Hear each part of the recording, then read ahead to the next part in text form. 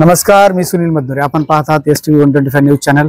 आज आपल्यासोबत आहेत केरले तुळशीराम यांनी देगलूर तालुक्यात खानापूर फाटा येथे भारत मातेचं मंदिर उभा केलेलं आहे. आणि विश्वात मला वाटतं भारत मातेचे मंदिर कदाचित असतील नसतील माहिती नाही, किंवा कदाचित कमी पण असतील. खूप कमी लोकांनी प्रयत्न केला भारत मातेचं मंदिर उभारण्यासाठी. तर आपण त्यांच्याशी बातचीत करूया. तर आपण मला सांगा की हे आपली तुम्हाला ही कल्पना कशी सुचली की भारत मातेचं मंदिर उभा करा? मी अभिजात बरं का, स्वातंत्र्यपूर्व काळात माझा जन्म झालेला आहे. 1947-48 संग्राम पाहिलेला आहे.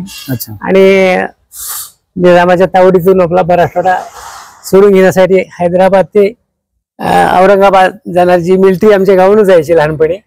आणि त्या काळामध्ये आम्हाला असं वाटायचं की बाबा हे लोक जे आमचं राज्य करतात, आमचे वडील सर्वज्ञ होते आणि माझ्या घरी वृत्तपत्र मागवायचे, मराठवाडा स्वराज्य लोक सत्ता काय असं 3-4, आणि त्यातून मला पुष्कळचं ज्ञान व्हायचं. आणि मला त्या काळात गीतं पाठवते बहुतेक.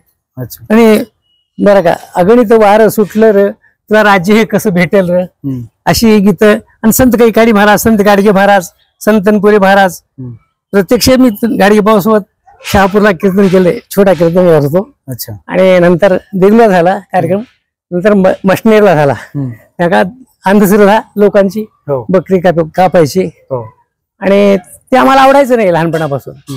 या भागातले बरेचसे मंडळी माझ्यासोबत होती, जसं गणपतराव पाटील मुजळेकर, गंगाधर पाटलाचे वडील, डॉक्टर जयवंतराव मोरे पहिले या भागातले निवडून आलेले, आणि त्यानंतर लक्ष्मा रेड्डी, अशी बरीचशी मंडळी. श्रीराम महाराज किरजोळकर यांनी साधना हायस्कूलची स्थापना केली संस्था.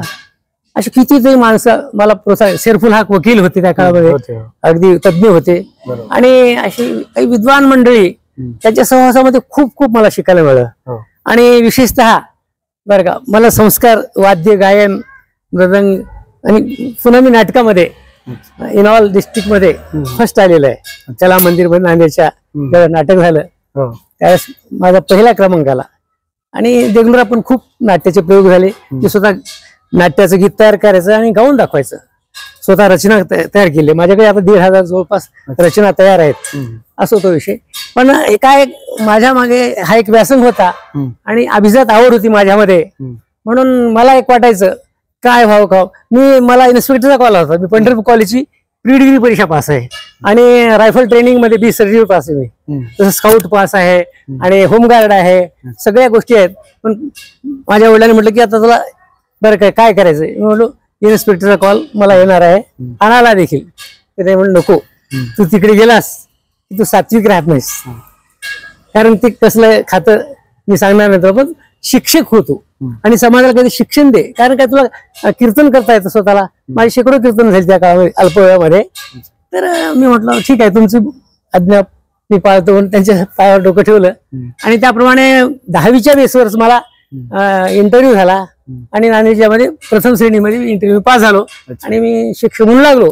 पण मला एक उणीव जाणवली की जी भक्ती, प्रेम या राष्ट्राविषयी बरं का असायला पाहिजे, तेवढ्या अंतःकरणामध्ये कोणाही शिक्षकाच्या नाही. कारण मी ज्वलंत प्रश्न पाहिलेत. त्या प्रश्नावर मी जव्हार क्लब मध्ये गायने म्हणजे पोवाडे गायले. मनोहरा होटलकर होत्या काळात माझ्यासोबत. आणि हे एवढं असून देखील भारत माता की जय म्हणताना सुद्धा हात उचलत नाही ह्या लोकांचं. म्हणजे आता स्वातंत्र्यामुळे जवळजवळ 20-25 वर्ष व्हायला लागली.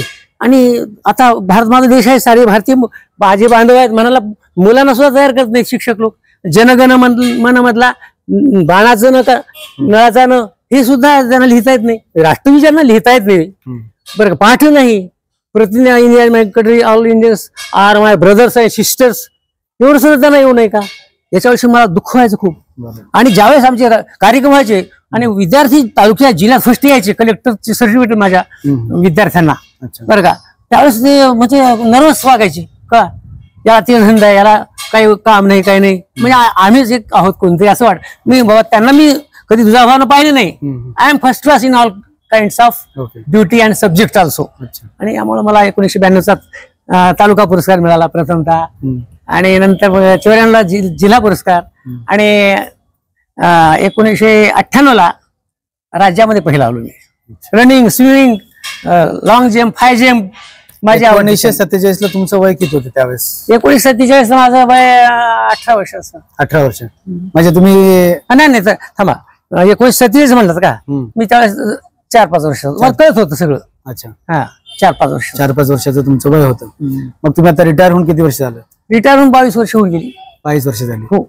आणि हे मंदिर उभारून किती वर्ष झाले आज? हे मंदिर उभारून जवळजवळ 20 वर्ष व्हायची. 20 वर्ष. हो, रिटायर झाल्याबरोबर हे सुरू केलं काम. अच्छा. नंतर टप्प्याटप्प्यानं होत गेलं माझ्या आईपतीप्रमाणे, कोणाकडे काही न मागता देखील स्वखर्चातून तुम्ही स्वखर्चातून केलेला आहे. हे 5-6 प्लॉट घेतले. Only aim of life, this is aim of my life. म्हणजे एकच की कुठे माझ्या भारत मातेला उंच स्थान द्यावं, 100 फूट उंच मंदिर व्हावं माझी भारत माता इथं. आज चोहीकडे सगळ्यांना अंतःकरणातून वंदन, वंदे मातरम व्हावं. आणि आम्ही भारत मातेची रोज आरती 3 वेळा म्हणतो इथं. विशेषतः तुम्हाला काय वाटतं की देशामध्ये भारत मातेचे मंदिर किती आहेत सध्या? माझ्या ऐकण्यात आहेत बरं का, मला पाहण्यातही आहेत. पण काय, मी हरिद्वार, मथुरा वगैरे पूर्ण भारताची यात्रा 16 वर्षी केली आहे आणि स्वतः एकटा केलेलं आहे. विशेष म्हणजे कुठल्याही प्रकारे माझे पैसे नसायचे, कारण very poor at that time. तर मी शेतकऱ्याचा मुलगा, शेतातली सगळी कामं करायची, धुंडे, कोळपे, नांगर, पेरणी हे सगळं करून वडिलांना ना, गुरं सुद्धा राखायची, बैल राखायची.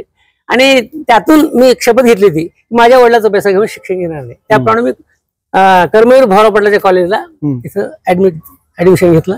तर मला एक सांगा, तुमचं वय जवळपास आता 81 असेल, बरोबर आहे? 81 मध्ये तुम्ही एकदम फिट आहात, ह्याचं नेमकं कारण काय? त्याचं उत्तर एकच आहे बरं का.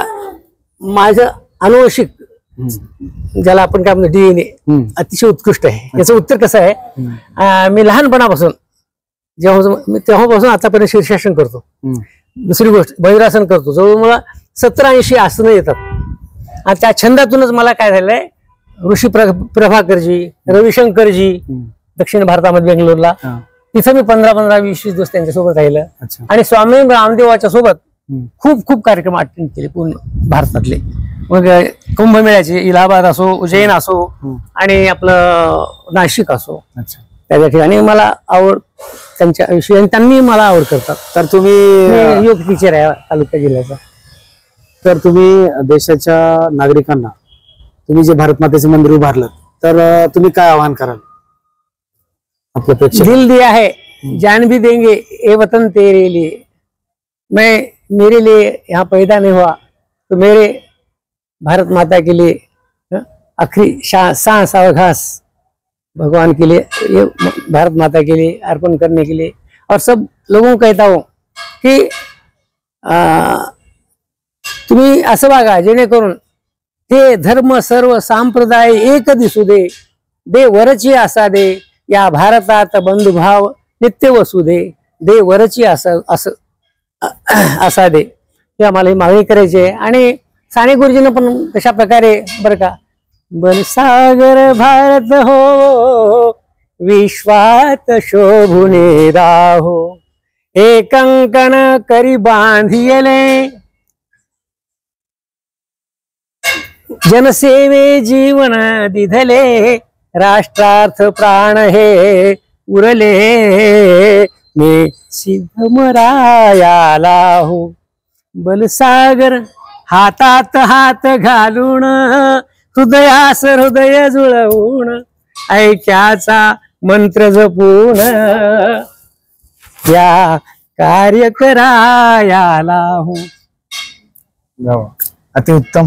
तर हे होते केरले तुळशीराम, ज्यांनी भारत मातेचं मंदिर उभा केलं. आणि ह्या परिसरामध्ये त्यांचं एकमेव असं भारत मातेचं मंदिर आहे. आणि नक्कीच आम्ही ह्याच्यापूर्वी सुद्धा आपल्याला भारत मातेचं मंदिर दाखवलं होतं.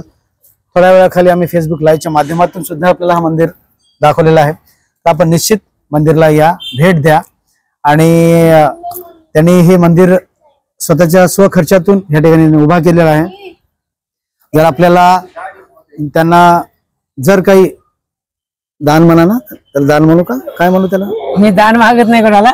दानपेटी आहे अन्नदानाची दानपेटी असते त्यांच्याकडं. कोणी उपाशी राहत नाही. एक नियम आहे तुम्हाला सांगतो, इथं येणाऱ्या फाट्याला माझी माता भगिनी कोणी असो आणि कोणी पुरुष मंडळ तुमच्यासारखे असो, त्यांना इथं मोफत राहण्याची आणि 2 घास जेवणाची आम्ही सोय केलेली तर आहे. निश्चित आपण त्यांना उपाशी सोबत आणि विनामूल्य आहे पण विनामूल्य बघा खूप मोठं या ठिकाणी त्यांनी कार्य तर स्त्रीला 400-500 खर्च येतात ना, हो तर तो वाचतो. म्हणून मी त्यांना सांगितलं, एक 5,000 पब्लिक मध्ये अनेक वेळा सांगतो कीर्तनाच्या काल्याच्या दिवशी हो तुम्ही या, इथला लाभ घ्या तुम्ही, की तुम्हाला मोफत राहण्याची सोय आहे. बरोबर. कारण इकडे चौरस्त्यावर हो बरं काही थोडस म्हणजे काय हो बरे वाईट लोक असतात, बरोबर. त्याचा बरं काय परिणाम होऊ नये म्हणून तर त्यांना निश्चित आपण यांना पण फंड्स जर करायचे असतील तर आपण निश्चित करू शकता.